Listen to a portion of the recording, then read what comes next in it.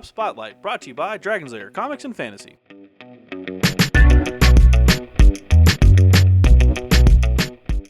Hey everyone, I'm AdamHarry from Bella Souls with Drake from Dragon's Lair Comics and Fantasy. We're back with another Tabletop Spotlight. Drake, this game looks pretty cool. What's it called? This is Innis. Oh. It is a game based around the telling of Celtic high fantasy, like Celtic lore. Oh, that sounds pretty cool. There's not a whole lot of games that deal with Celtic high fantasy stuff, so yeah.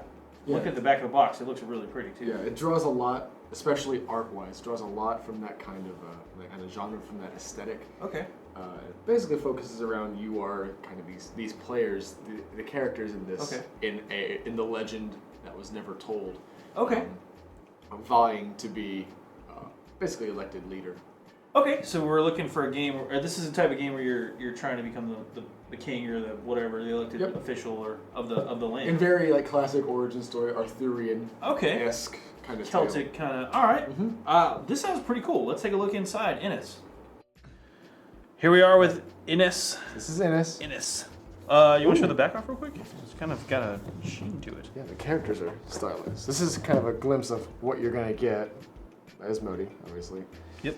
You can kind of see like these hallmarks, kind of in a vacuum. Like it's not really clear what these are, if they're cards or if they're just like art just out of the book. The board looks really cool. I'm really curious to see what that ends up looking like once we get our hands on it. So it's the island, but then there's these things. Yeah, I don't know.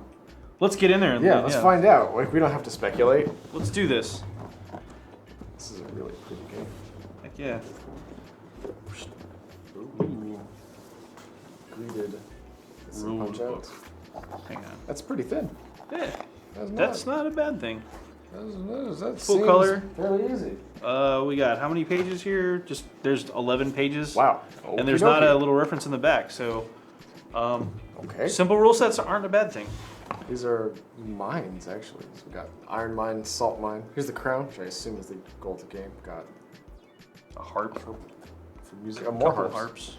Meadows. These are clearly the punch outs for the different locations. Misty lands. Yeah. And again, we saw on the back they kind of fit together like puzzle pieces, which is cool. Valley, Lost Vale. I'm just gonna pull these out. Token? Oh, this is a lot. Oh, there's a lot of them. Yeah. Your island will never be the same.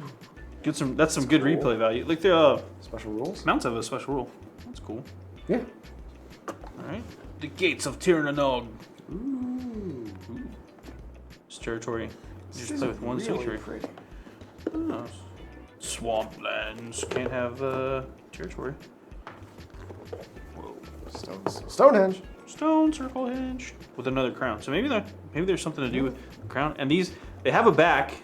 Like they can be flipped. Oh, that's what we saw. Like not all of them are going to be in play. I think you shuffle them maybe, and then you have the deal up your land randomly. Ooh, whoa. This is pretty.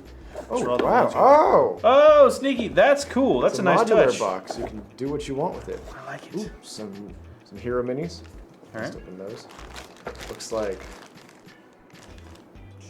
settlement, like village upgrades to city kind of it mentioned a citadel, and a sanctuary. So I'm betting that those are what those are. Crazy cards, oversized cards too. Here's the round summary.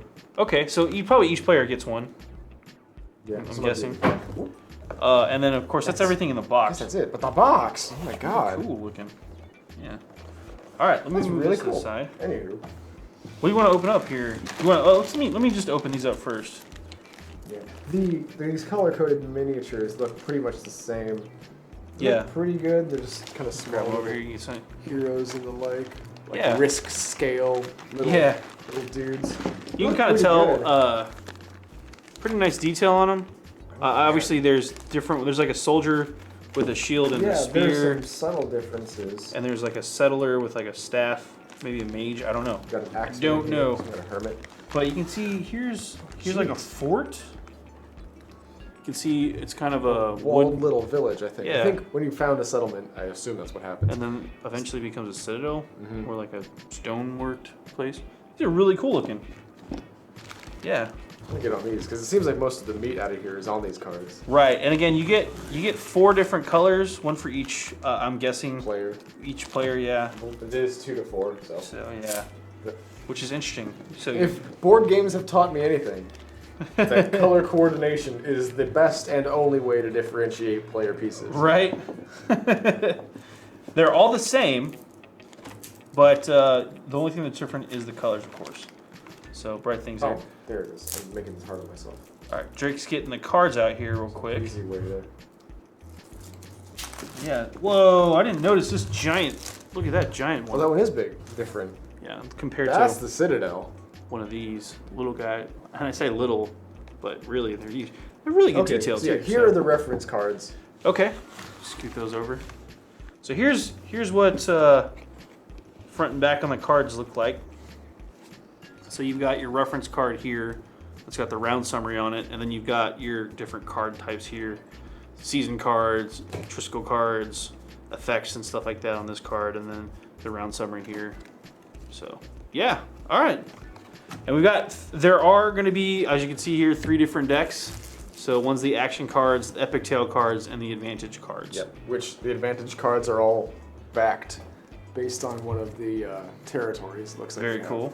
So they all kind of correspond. I'm betting if you each? capture one, yeah. There is in fact one of each. I'm betting if you capture a location, you get the advantage card, which would be my Which my guess. triggers to you get It does something. whenever attack is performed against you in the hills, ignore the attack, and you don't have to discard or do anything. So the hills are a safe place to be. Huh. The Lost Veil. Hmm. That's cool. What about some of the other ones? The Lost Veil lets you suck people in from nearby. Like as the seasons change, the person near in an adjacent space gets lost in the Lost Veil. Meadows double your epic tales. Like you basically get the advantage of a cycle. When you draw an epic tale, you draw one more, pick one, and discard the other. Cool. Well, let's take a look at some of the other decks real quick. All right. Because those are all special cards that are based on the locations. Take a look at our action cards. These are all backed so gorgeously. Which Wow. looks like less like actions and more. Oh no, yeah. There's actions and also characters? Characters like you got craftsman, the bard, which I assume correlates to the harp, tell your tale, exploration,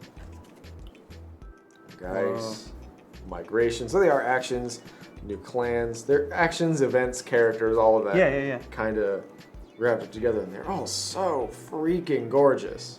That looks awesome. Master The art craftsman. is amazing. So there's these seasons. What do they correspond? What are the timing icons? Yeah. Season and Triskel. Yep. Oh, so in response, and then based on the season, and raid, of course. Raid. Full on. You gotta have. Conan Frazetta. Yeah. Going on. And what about the epic tale cards? There's a bunch of those Yes, there are quite a lot.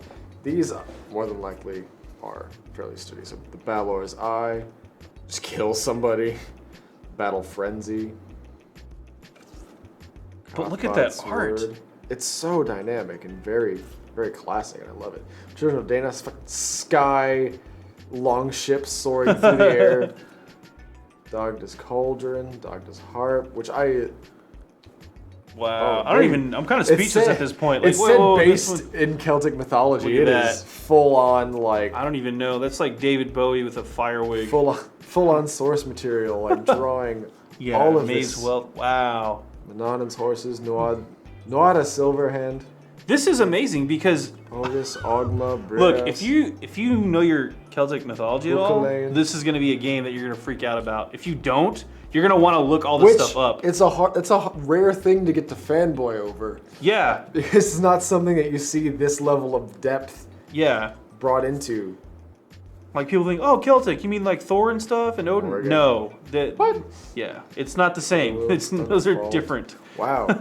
But these are so awesome. And these are all like serious. Yeah, go Stuff check going out on. Celtic mythology, is all we're saying. It's cool stuff. Let's do a quick timeout and flip through the rules too. Should be quick. Yeah. So the rules of this game are pretty simple, really. So let me flip through the rundown. Before we get into that, though, we wanted to call this out. Again, this is Irish Celtic mythology. If somebody says, oh, you mean Thor and Odin? No, that's Viking. This is Irish Celtic. This whole section right here has the really quick blurb for each one of those cards that we saw earlier. Those epic tales, yeah, Yes. it explains what it is. And Which is awesome. Where its origins are. So that's pretty great, just to get started. Run through the components real quick. Again, these two buildings, those are the big citadels. the wooden buildings, or not wooden buildings, those are the sanctuaries which you can hide in, but whatever.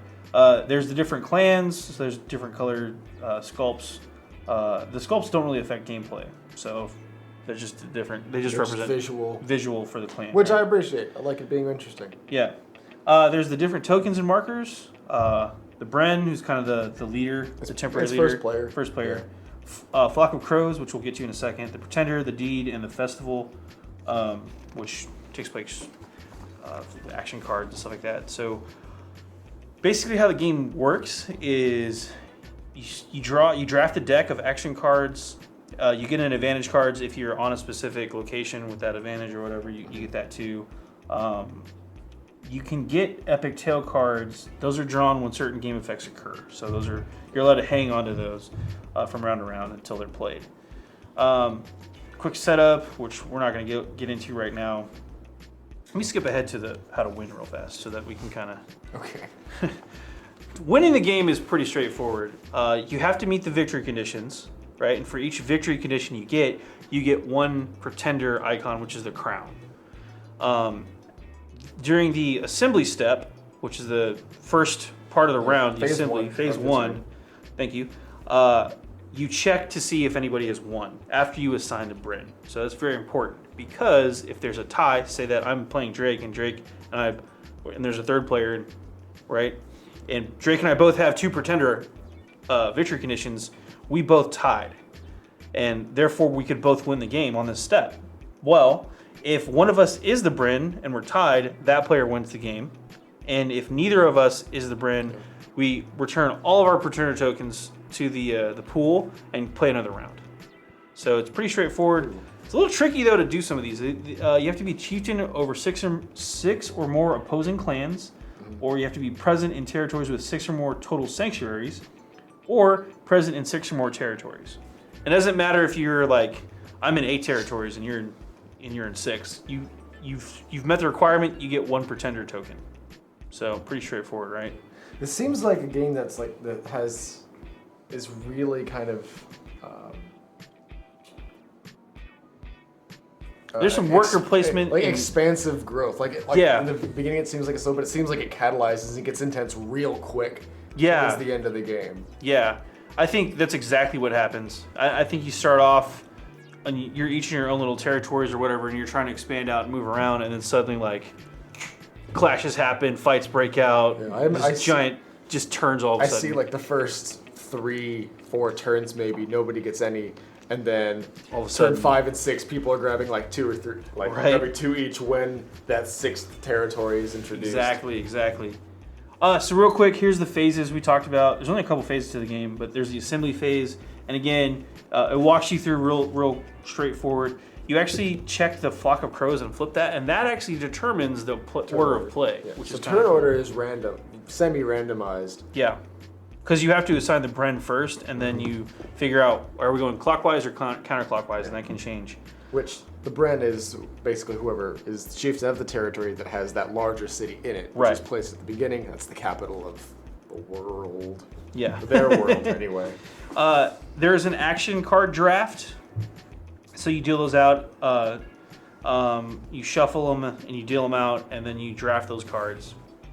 So it's kind of interesting because you can see what cards are missing when they come to you and kind of figure out, oh, this is what this player's doing or something like that. So there's phase 2, which is a season card, which allows you to play a season card to pass or to claim a pretender token if you have met an objective. And the season cards, they have the little icon in the corner that just says what they are. Once everybody passes, the season ends and you move on. So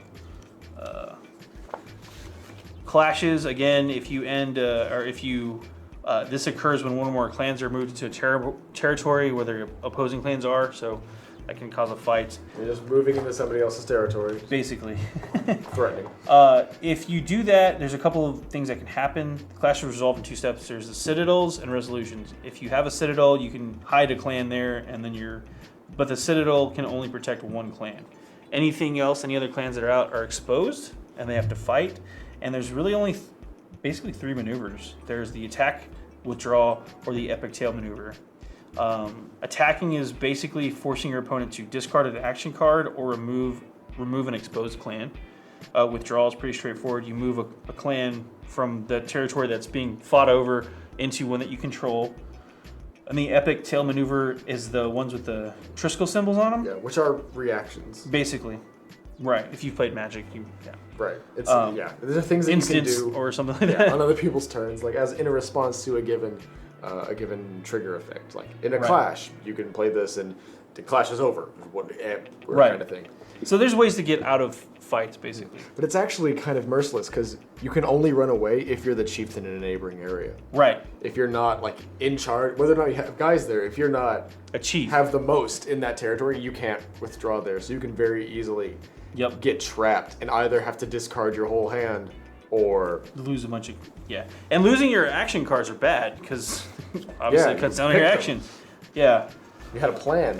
And then we talked about the victory conditions on the end of the game. There are some rules for 2 players because obviously one of us is always going to be the Bryn, so that's going to change some of that. But and it does explain some of the game turns. But it's really not a super complex game.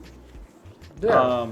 And this is but I pretty think easy to pick up. I think therein lies the challenge of it. Yeah, because it's not super complicated, it's pretty cool because you can jump in, you can figure out your strategies, and you can figure out your opponent's strategies and really mess with them. And that's where the fun comes in, I think. And I think the challenge. Yeah, and I think it also lies in like there are a pretty decent number of cards. Right. And these all get drafted, and you don't know who has what. You know what you have. You know what they can't because there is only one of each. Exactly. You can make educated guesses, but you'll never know for sure as to when it came back to you. Yeah, so it's really tricky. This is a game that very much is not so intense on the board as strictly really, really intense in your head. Yeah. Which I think is awesome. Yeah. And it looks downright gorgeous. Amazing. I can't stop. It's so pretty. I'm with you, Drake. I'm with you. Let's hop out for a really quick recap.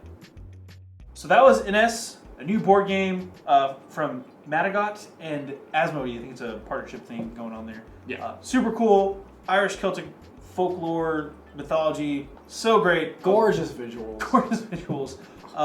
Let's crunch some numbers on this real quick. The price point on this one is $69.99. Cool. $70 game. Which makes sense because it's quite a bit of stuff. Yeah.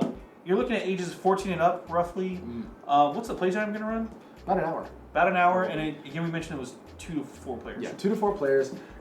I think pretty consistently an hour, just based on the way gameplay seemed like it saw. Like at a certain point, anybody can win. After a certain point of the game, like when there's territory and everybody's fairly widespread. You basically need at least 6 territories to win, so you're gonna play to that point pretty much every time. But when it gets to that point, it gets real up in the air. The gloves are off. So, very cool stuff. And this is in stores now. Yes. So go check it out. It's in stores. I'm AdamHarry from Bell Souls. And I'm Drake with Dragons Are Comics and Fantasy. And this has been another Tabletop Spotlight. Thanks again for watching. Tabletop Spotlight brought to you by Dragon's Lair Comics and Fantasy. Thanks for watching.